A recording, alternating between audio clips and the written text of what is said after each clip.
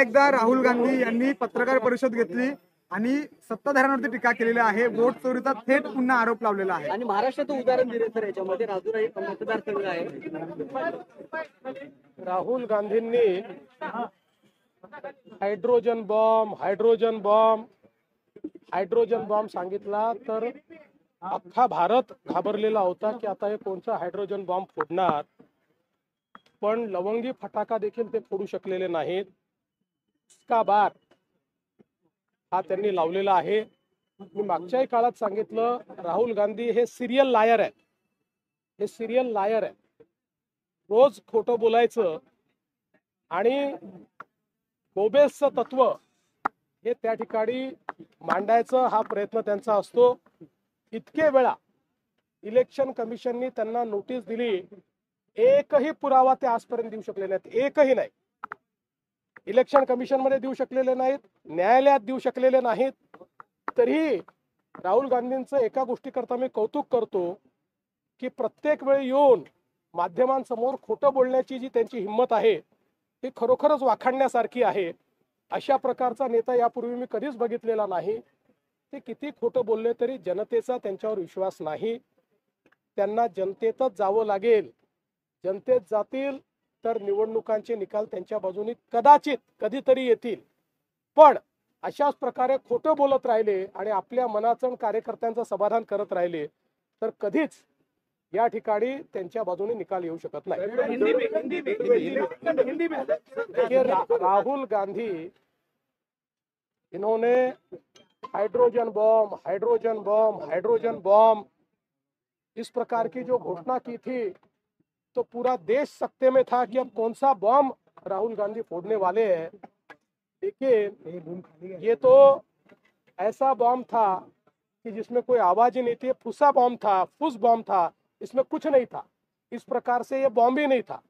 यानी खोदा पहाड़ और चूहा भी नहीं निकला. लेकिन मैंने इससे पहले भी कहा है, राहुल गांधी ये सीरियल लायर है.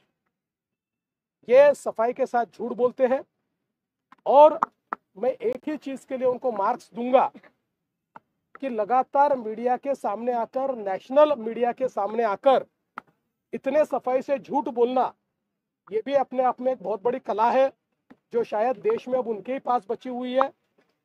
इससे पहले राहुल गांधी जी को इलेक्शन कमीशन ने कई नोटिसेस दिए कि आपके पास अगर कोई सबूत है तो लाकर पेश कीजिए. वो कभी गए नहीं. न्यायालय के सामने वो सबूत लेकर जाते नहीं. कहीं पर भी वो सबूत देते नहीं है.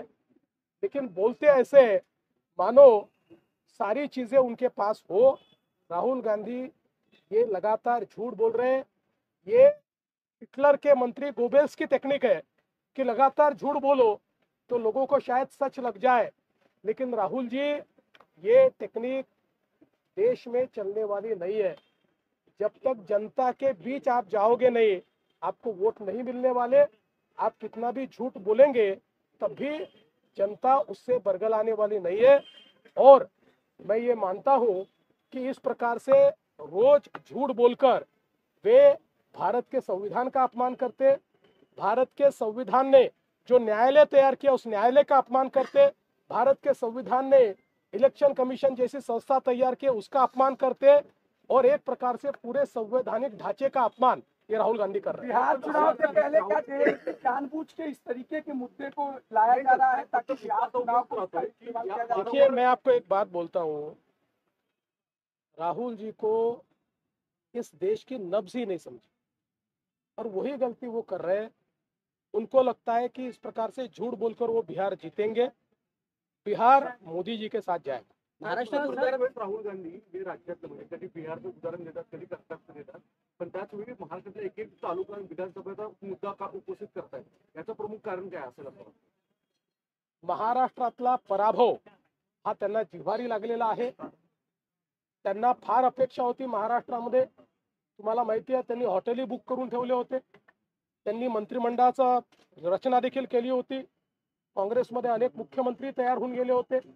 आणि अशातच त्यांना जो जनतेने झटका दिला त्यातनं ते अजून वर येऊ शकत नाही. हा झटका इतका मोठा होता की ते वारंवार, पण त्यांनी आतापर्यंत महाराष्ट्राच्या संदर्भात केलेली सगळी वक्तव्य खोटी निघाली. सगळी वक्तव्य ही पुराव्या विना केलेली होती आणि त्याचे पुरावे हे इलेक्शन कमिशनने तात्काळ दिल्यामुळे ते तोंडावर आपटले. सर